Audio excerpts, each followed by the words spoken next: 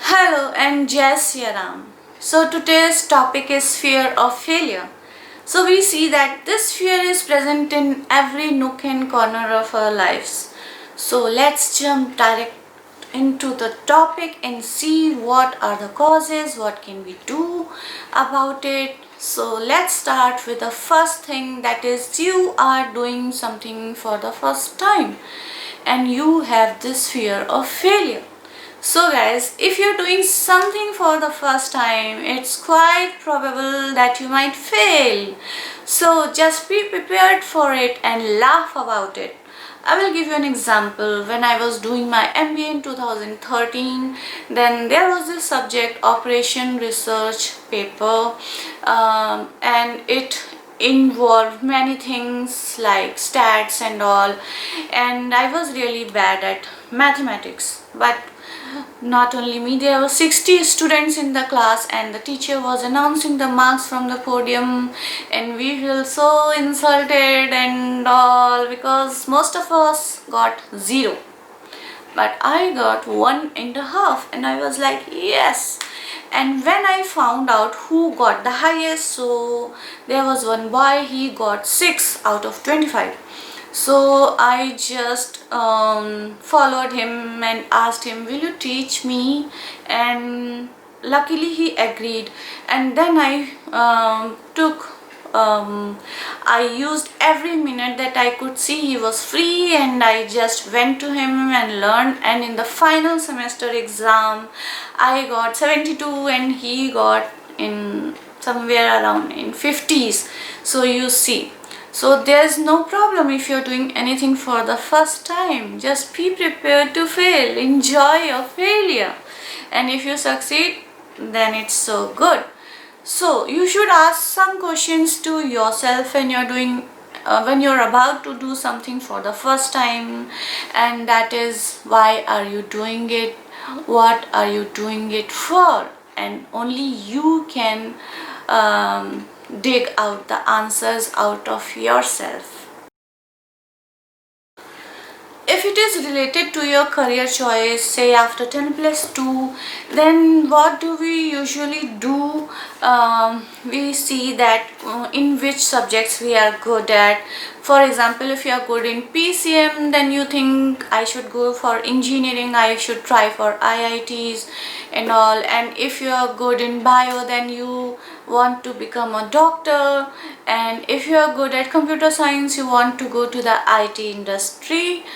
But you see that so much time has passed and so many options are available, but we in majority are stuck to the old conventional choices only. So you have to find out that did you like those subjects? Do you have a deep understanding of them? Are you passionate about them, or you just got good marks? So you have to understand that.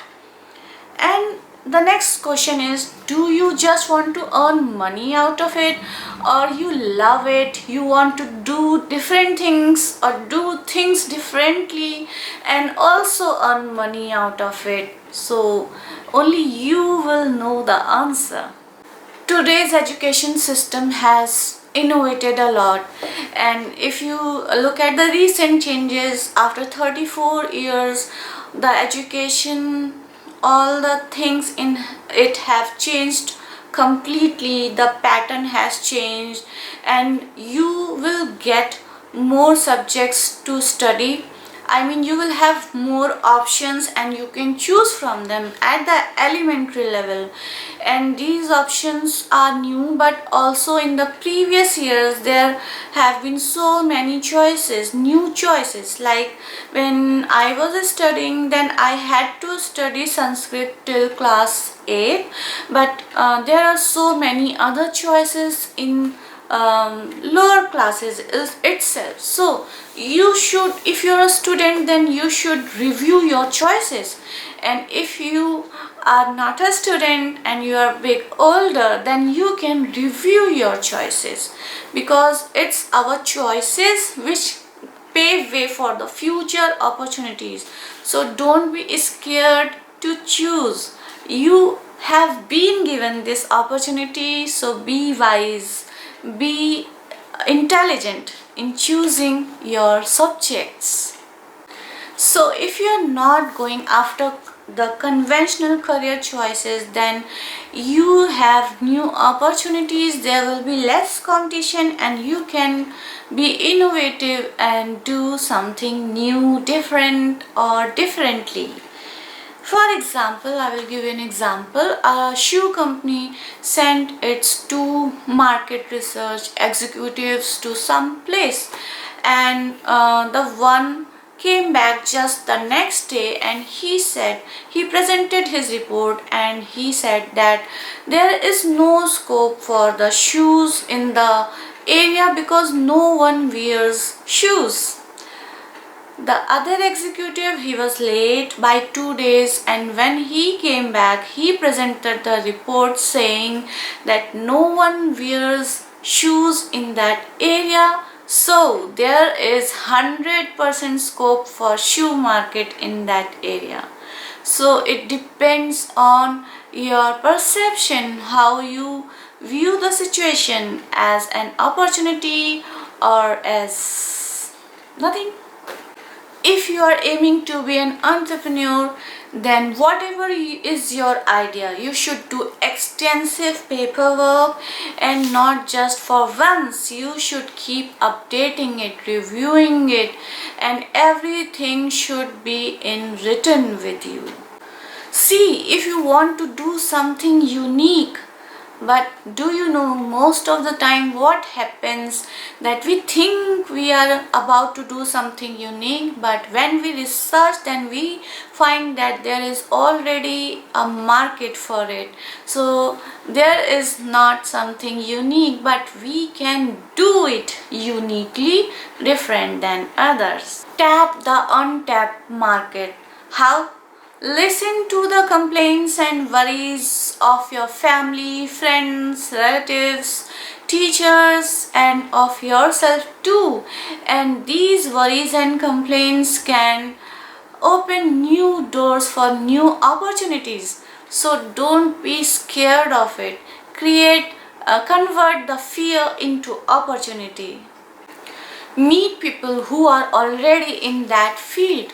You can work with them for a while, learn from them, and do your own thing later. Or if they oblige, then you can ask them little secrets, minute details, and you can use their experience in your own thing.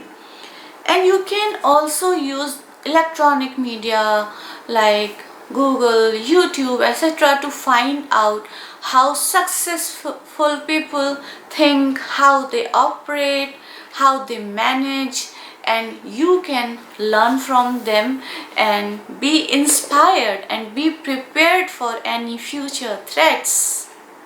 Revisit your paperwork, review it, amend it, update it. So you will ask, how much paperwork should I do? So if you watch young children, if you ask them about anything, they reply in yes, no, or like I don't know. So you should do extensive paperwork in only those areas where brainstorming is needed. Where things are simple, you don't need to do extensive paperwork. So you see, I'm telling you to minimize your fears by taking action. Not only the paperwork, but also physical action, and that will create clarity in your mind. The second cause behind this fear is big things are at stake. So now again take out your diary and pen and jot down which big things are at stake, so you know exactly. And if those big things have been earned by you, then it means you are something and you can do it again. So actually there should be no fear. So you also have the right to do whatever you want to do with those big things. So it's easy now. If the big things involve others, Then take calculated risk, start on a smaller scale and keep going ahead as you progress and you understand the game. Big things at stake pave way for bigger things. Remember, use your mind as that of a mature person and use your physical abilities as that of a warrior or a sports person, but use your heart like that of a child. If you are able to create a harmony between all of these, then nobody can stop you from being successful. The next is, what will the people say? So I will not deal with this point in the context of सबसे बड़ा रोग क्या कहेंगे लोग. No, we will see a different angle to it. So you must be knowing Jeff Bezos. He is the CEO of Amazon and the richest man presently. So he said that you should be stubborn in your vision and flexible on the details. So firstly, you should understand what is vision. Vision is a long term thing where you can see everything, that what is your idea, and you have planned everything and you have clarity in your mind where will you be in next 5 years, next 10 years, and how will you achieve things and where do you have to land. That is what is your goal. So that is called a true vision. But he said that you should be flexible in the details, because, and also you should be stubborn on the vision, because we know whenever we want to do something, let don't think about strangers. Even our own family, friends and relatives always discourages, and they are expert in finding excuses that can make us give up on what we are thinking of doing. So that is why you have to firstly create a vision, and when you have that clarity, then you will be stubborn on it. You will know that yes, I have to do it, anyhow I will do it. But be flexible on the details, take their inputs whoever they are, and see if you can make any positive amendments in your project. So you should be very flexible, and then you can choose only those things which inspire you, and those things which demotivate you or are useless, then throw it in the trash. Easy. I was listening to Steve Jobs interview, and he said that we don't create the technology and then see where we can sell it. No, we value the customer experience first and then we create the required technology. So you see that what people say can be so useful for you. And be flexible enough to take a complete U-turn if you think that whatever you are doing is not benefiting either the people around you or you yourself. So accept your mistakes as soon as possible and don't repeat them. The next hurdle is, what if I lose those things which I already have and not even get what I am aiming for? So these can be money, time, energy, relationships. So you cannot lose what you really have. What do I mean by it? So what is the basic foundation of all that you got in the past, unless the case where you have inherited all from your parents? I'm not talking about that.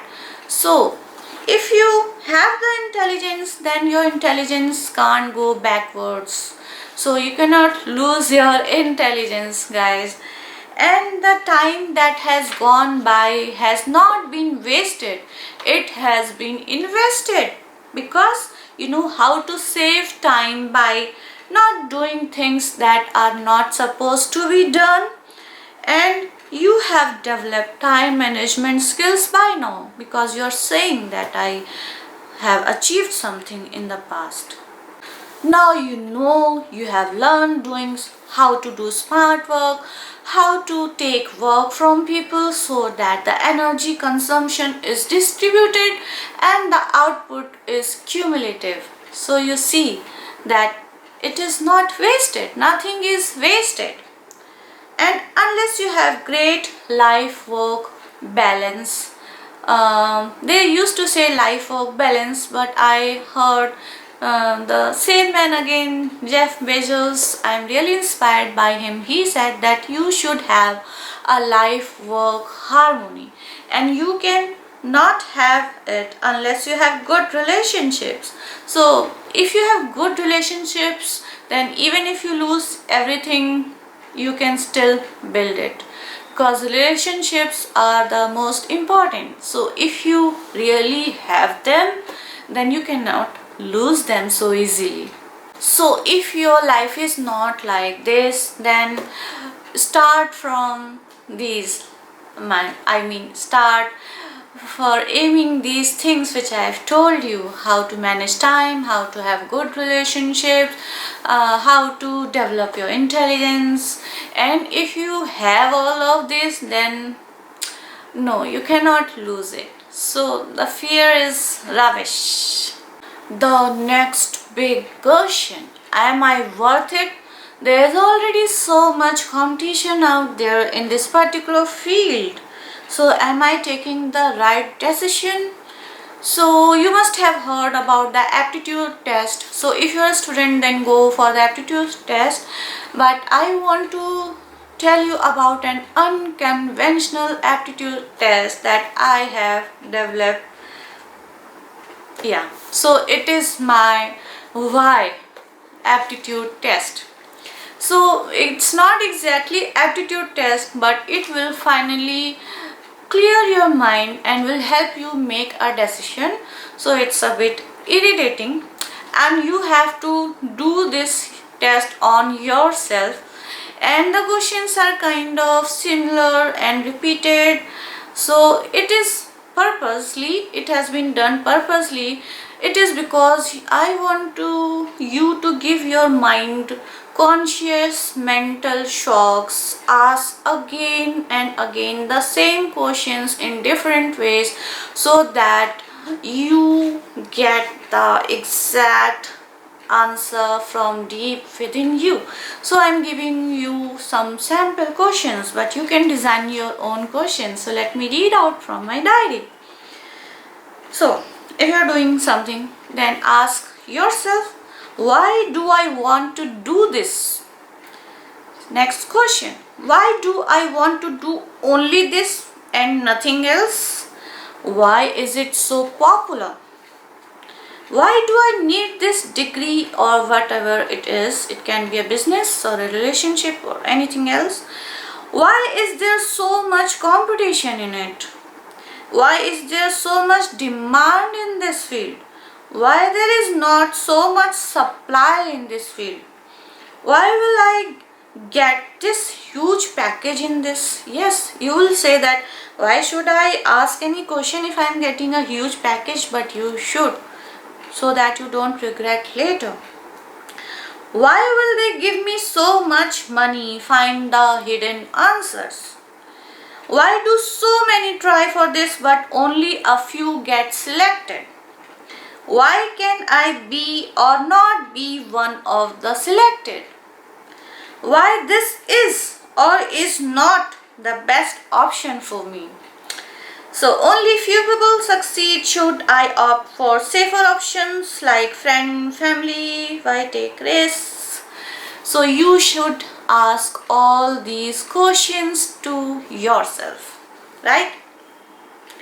So life is all about making choices. It is you who has to make a choice, because it is your life and no one else's, right guys?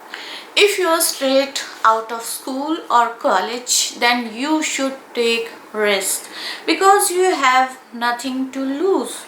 And please behave like your age. Don't behave like old lazy people. You don't even know how much energy you have. Your mind is fresh, vibrant, genius, and uncluttered. You haven't seen the real hardships of life. You can think without any prejudices or fears. Yeah. So don't create imaginary fears for yourself. So I have written some innovative and my own punchlines for you guys, and let me know whether you like them or not. So let's start with the first one. When you can touch the sky, don't settle for the couch. When you are like pure fountain water, amazing, energizing, and wonderful, don't behave like tap water, and that too the government supply one. And the last is, don't be like a cigarette, be like a volcano which is always burning.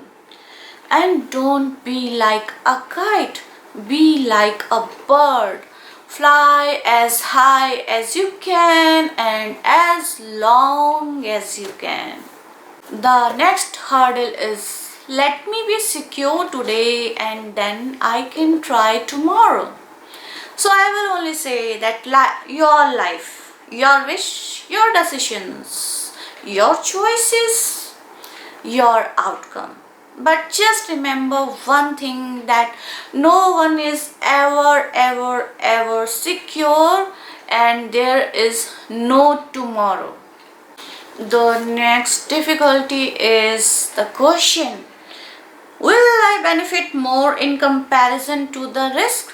The answer is yes, no, maybe, who knows? Because it's a risk, guys. So the answer depends on how prepared you are. You can calculate the risk, arrange for shock absorbers, but unless you change your mindset, the degree of the outcome cannot be determined. If you do things with just your benefit in mind, remember what I am saying, listen carefully. If you do things with just your benefit in mind, even if the output is big, you will always find it small.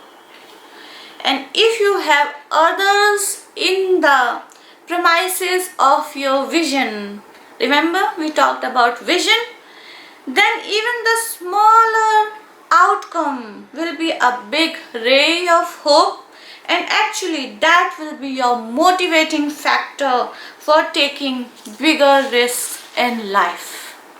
So the next mental hurdle is feeling too uncomfortable to get out of the comfort zone. Yes, it is a big problem. So when I was learning acting, my teacher told me that to be a good actor, you have to be shameless. So it is the first prerequisite. And we all are shameless. But in front of our parents who ask us to get up early in the morning, not me, I am a grown up person, but I am talking about you guys. So you are shameless, but in the wrong places and at wrong times. No one else has the right to tell you when should you get up, how much social media you should use, how many memes, stand-up comedies to watch, how much online shopping should you do, and blah blah blah, right? But then it should be you who should do this for yourself. Boring? No. Listen further what I have to say. Be shameless not before your parents and friends but to yourself. Shamelessly design your timetable. If you want to give 6 to 8 to 10 hours of social media presence, go for it, guys. It's okay. Be shameless about it. Fix those hours. Follow the time slots. But then make a timetable for other things which you should follow minute by minute, day by day and every day. So see, I am giving you so much freedom. Now what will you quarrel for? Make your own report card. Evaluate yourself. If you are happy, then okay. If not, then make changes. But don't let others make you feel shameful. I hope I made it clear. If you say that you have some self-esteem or self-respect and you don't want to give up when you face a failure, so let me tell you that it's not about self-esteem or self-respect, because you are a coward and a coward doesn't deserve respect. They want something, they have desires, but they give excuses against their fears. So either you are a coward or you are too old. Remember, when you complain about anything or worry about anything, then that is the exact opportunity for you to grow, fly, laugh, live, love, and breathe with full lungs. Swim, float, run, zoom, zap, zoom, swing, jump, dance, and sing, and do anything that you want.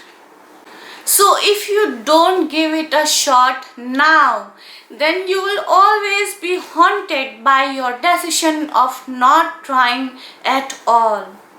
So now I'm ending the session by 3 questions out of 12 that Jeff Bezos, yes, the richest man, the CEO of Amazon and other 15 companies, has asked. You should ask those questions to yourself. And I have chosen 3 questions out of those 12 questions. The first question is, will you guard your heart against rejection, or will you act when you fall in love? The second question is, will you be clever at the expense of others, or will you be kind? And the last question is, will you choose a life of ease or a life of service and adventure? History doesn't always remember. So this is not his one, and I have written this. So history doesn't always remember those who won, but also those who gave the best fight and opened doors for others. So guys, this was it, and let me know what is your feedback, and I will meet you in the next video where we will discuss how we can achieve all this following the spiritual path, which is not different from our regular normal life. So bye and Jai Shri Ram.